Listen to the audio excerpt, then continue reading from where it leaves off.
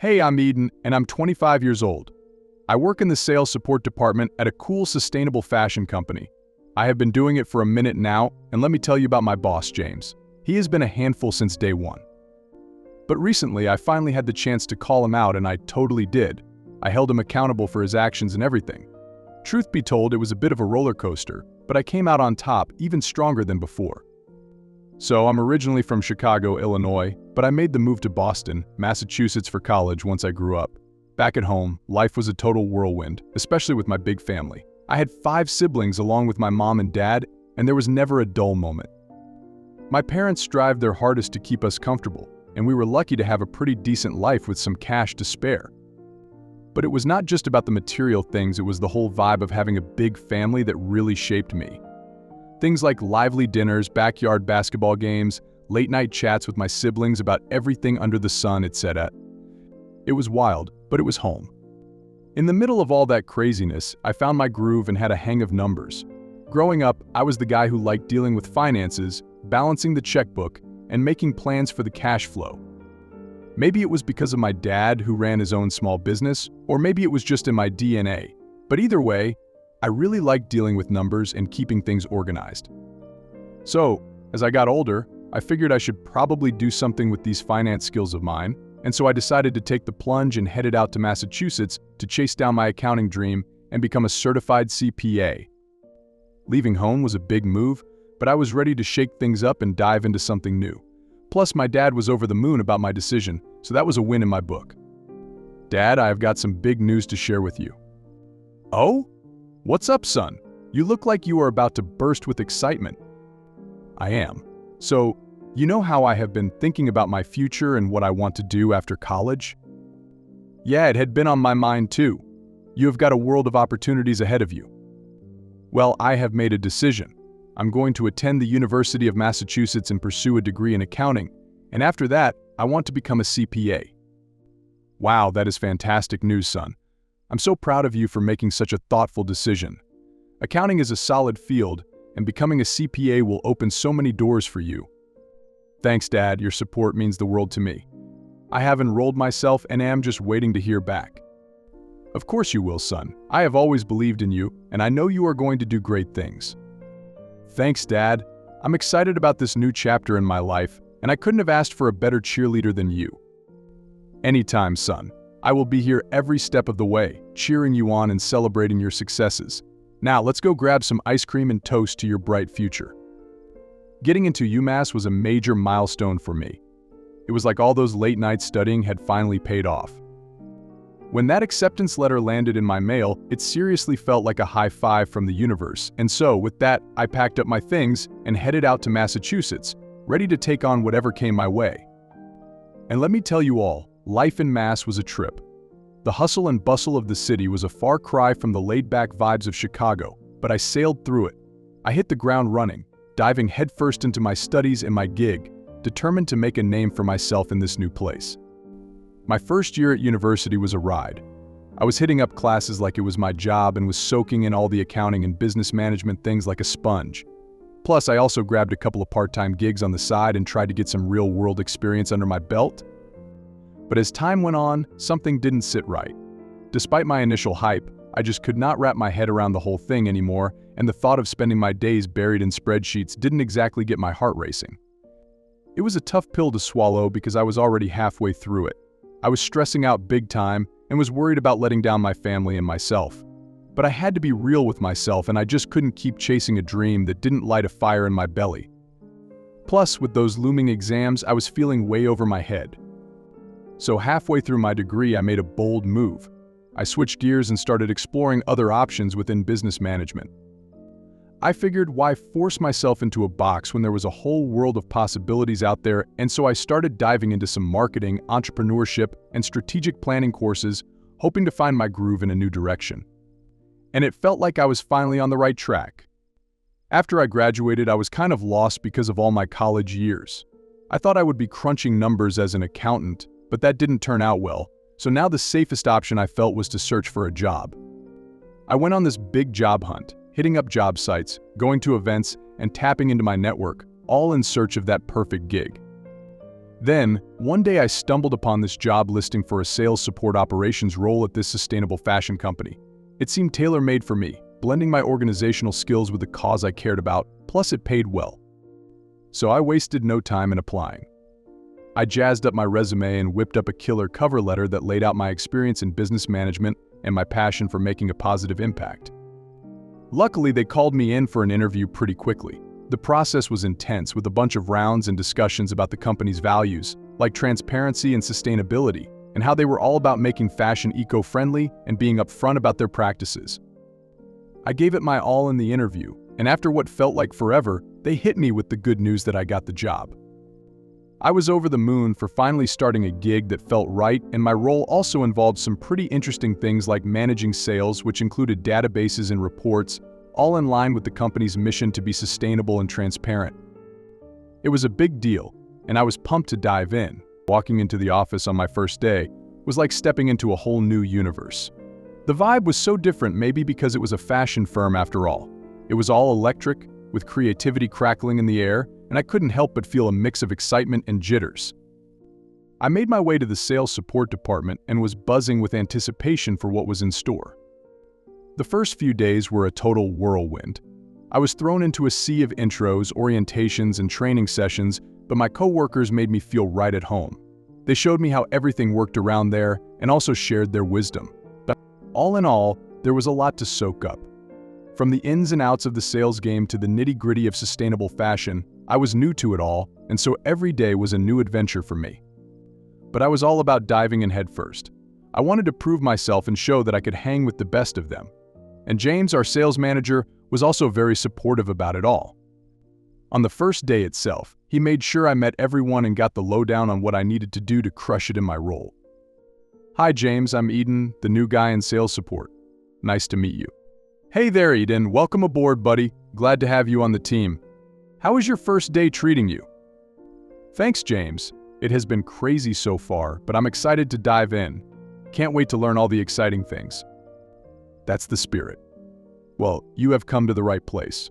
I have been here for a while, so if you ever need anything or have any questions, don't hesitate to hit me up. Thanks, James, I appreciate it.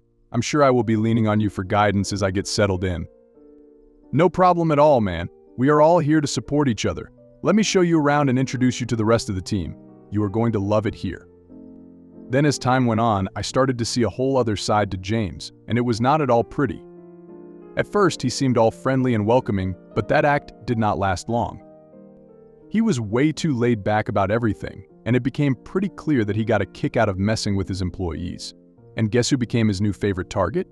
Yes, it was me.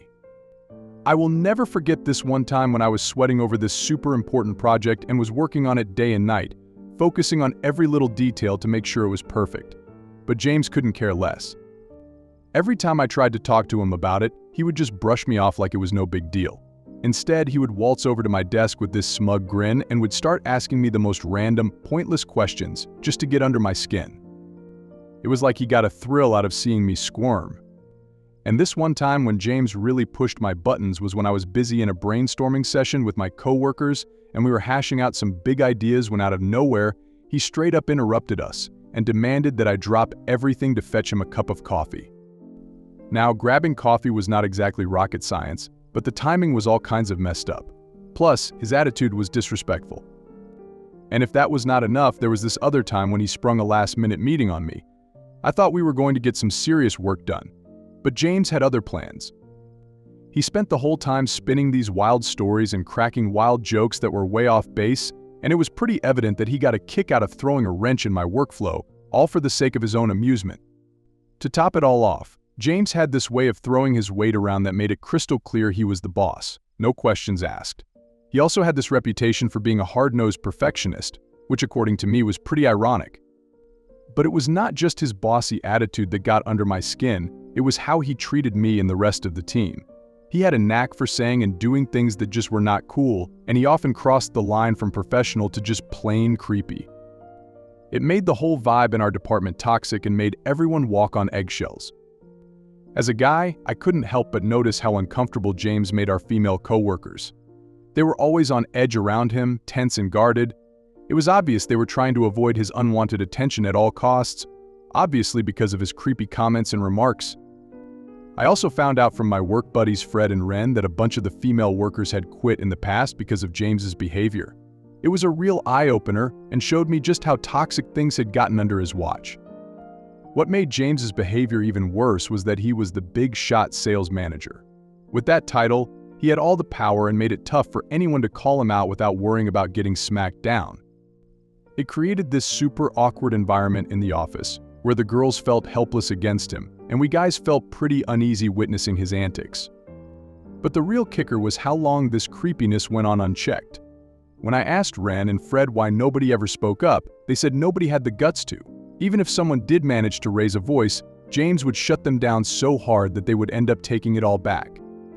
I tried to shrug it all off and focus on my job, but James's behavior just kept getting harder to ignore. Every time I had to deal with him, I was on edge, waiting for the next skeevy comment or move. It was like this constant struggle to keep my cool and act pro around him. I was seriously freaked out by all this, but I did not know what to do. I didn't want to mess up my first job, and since James was Mr. Big Shot, I was scared to call him out.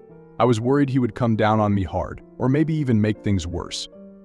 So I just kept my head down and tried to steer clear of him as much as possible. One more event that sticks in my mind is an unsettling run-in between James and one of the female employees in our office. Let's call her Sarah to keep it private.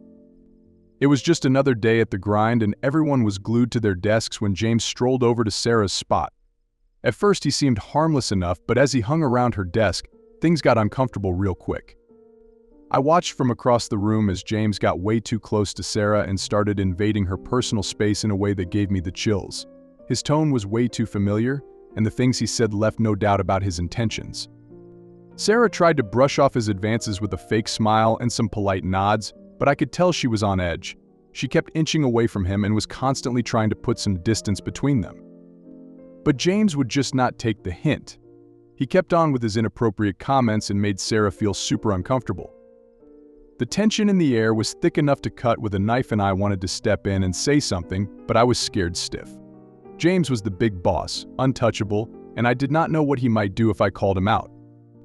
Eventually, Sarah managed to slip away and made some excuses about using the restroom. But you could tell that the damage was done, with this awkward vibe hanging over the office. I watched Sarah go away and felt super angry and frustrated. James's behavior was not just wrong, but it was straight up predatory.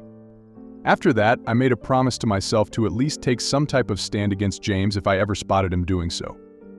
So, a few months later, James hit me up, out of the blue, about this big deal client meeting. This caught me off guard, especially after all the hassle he had been giving me. I was just minding my own business at my desk when his message popped up explaining the whole thing.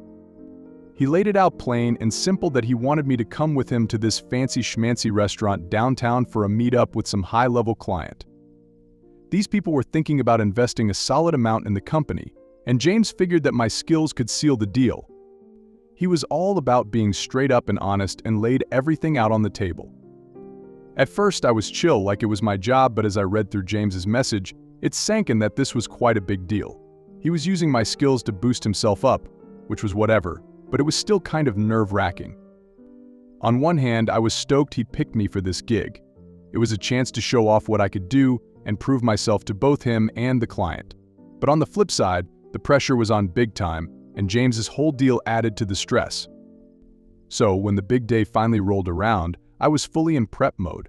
I was all up in those sales reports and customer stats and got to know every inch of what our company had to offer. And I even rehearsed my pitch like there was no tomorrow and made sure I had it all under control. When it was time to meet up with James at the restaurant, I even showed up early. Me and James then grabbed our table and the client rolled in soon after, and we dove right into the professional talk. I kicked off my presentation, hyped up our products, and made sure to hammer home our whole transparency deal. By the end of it all, things were looking pretty good. The client seemed impressed, and one could practically feel it in the air. We wrapped things up on a high note and felt like we had really nailed it. So after the meeting, I figured James would get back to our chat or maybe do a quick post-meeting rundown. But nope. His attention was all on our waitress, who was this young college kid taking care of us during dinner. At first, James was just shooting the breeze with her, all light and friendly. But as time went on, he started getting all flirty and suggestive. He started leaning in too close and stared a tad too long, and I could see the poor waitress getting uncomfortable by the minute. She was trying to keep it professional, but you could tell she was getting uncomfortable with James laying it on thick. Her replies got shorter, her smiles forced, and she was inching away from him as her life depended on it. James, on the other hand, was acting completely oblivious. He kept ramping up the flirt game, made creepy comments about her looks, and acted like he had zero clue about personal space or respect. Then all of a sudden things got more awkward and James got more persistent, and Pushy and I went from feeling uneasy to flat out mad. He was totally crossing the line and was acting like some kind of predator with zero regard for anyone else. I could not just sit there and watch it go down, so I stood up and laid it on to James. I told him straight up that his behavior was not okay, that he was freaking out the waitress, and he needed to cut it out. James, what are you doing? This is not cool, man. What? What do you mean? She is just a college kid, and you are making her super uncomfortable with all your creepy flirting. James' face flushed with anger upon my words and his eyes blazed with fury as he turned on me with a venomous glare. Mind your own business, Eden. I don't need you telling me how to act. I'm sorry, but I'm not going to sit back and watch you harass someone. Oh, so now you are the morality police now, huh? What you are doing is extremely unprofessional and downright disgusting. Well, let me tell you something, kid. You don't get to tell me what to do. You are fired. Fired. Are you serious? Just because I called you out on your creepy behavior, you will fire me? Shut up. You heard me? Don't even dare to come to the office tomorrow. I don't want to see your face around anymore. Getting fired on the spot was like a punch in the gut. I never imagined that standing up for the right would make me lose my job. James had stormed out after creating this whole mess, and I was left feeling this mix of sadness and relief. I was sad. After all, I was fired, but relieved because I knew I did the right thing. But as I packed up my things and got ready to leave, I knew I couldn't have let that slide, and that standing up to James might have just cost me my gig, but I would do it again in a heartbeat. I then made my way towards the door, and that was when I ran into Debbie, the waitress who had to deal with James's creepiness firsthand. She looked at me like I was some kind of a hero, and she thanked me for having her back. Hey, can I talk to you for a second? Sure, what's up? I just wanted to say thank you for, standing up to him back there. Oh, it was nothing, really. I just couldn't stand by and watch him treat you like that. No, seriously, it meant a lot to me. I was so scared and the whole thing was so rough. But you actually did something about it. Not a lot of people would have done that. Well, I couldn't just sit back and do nothing. No one deserves to be treated like that. And I'm sorry for his actions. They were way out of place. No, you don't have to be sorry about it, please. Anyway, I just wanted to say thanks. You are a real gentleman.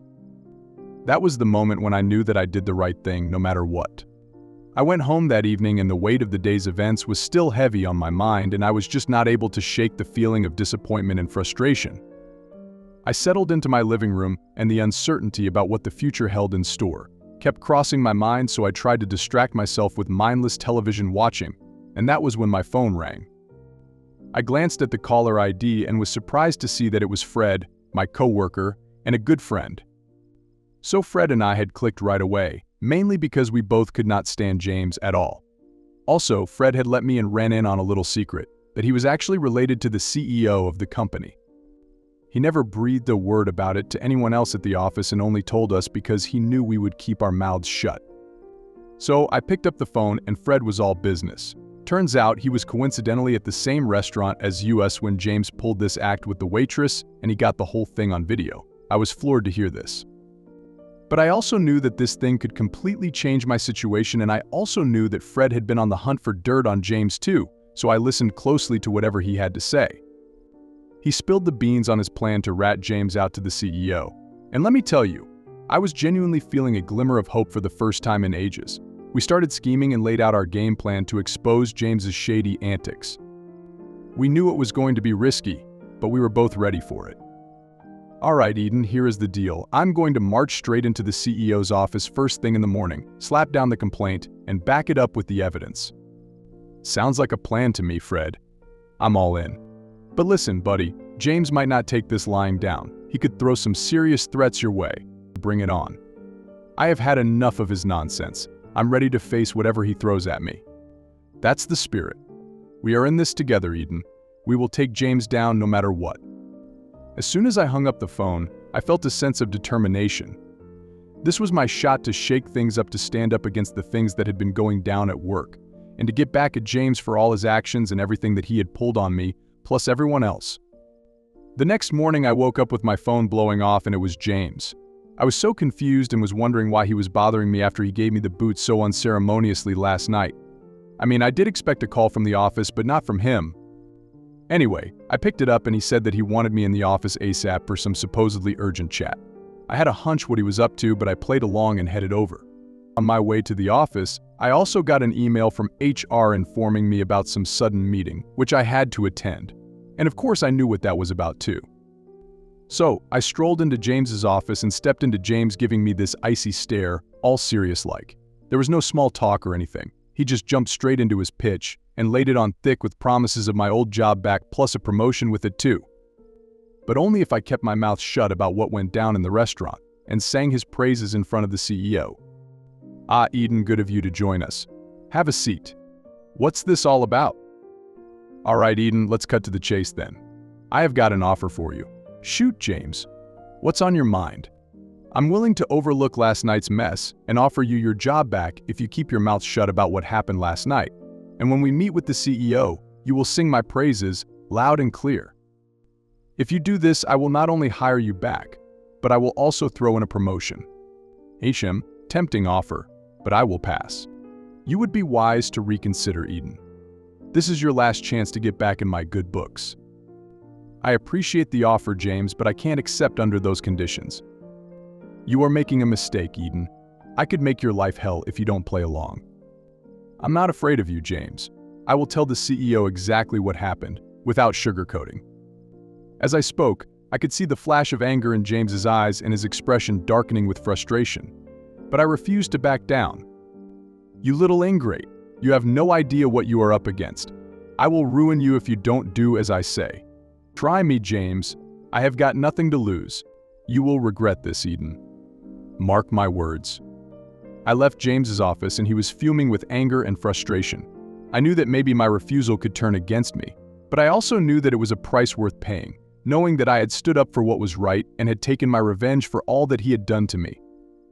I then waited near my desk with Fred and Ren for the meeting to start and went as soon as it was time.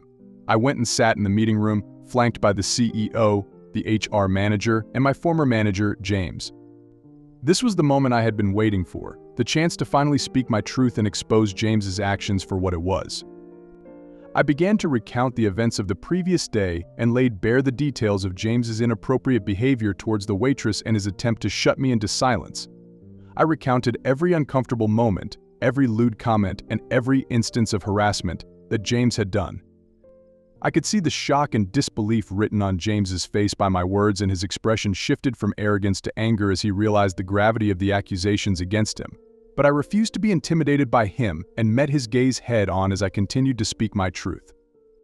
When I finished recounting my story, there was a moment of silence in the room, as if everyone was struggling to process the weight of what had just been revealed. But then, the HR manager spoke up and her voice was very firm and unwavering, and she addressed James directly. She informed him that they had evidence of his workplace harassment too, which was apparently gathered from multiple sources and included eyewitness accounts and recordings. James was straight up speechless and just sat there with this shocked and pissed off look on his face. As the meeting went on, it was crystal clear that there was no way to wiggle out of what went down, and James's lame excuses just didn't hold up against all the proof that was stacked against him.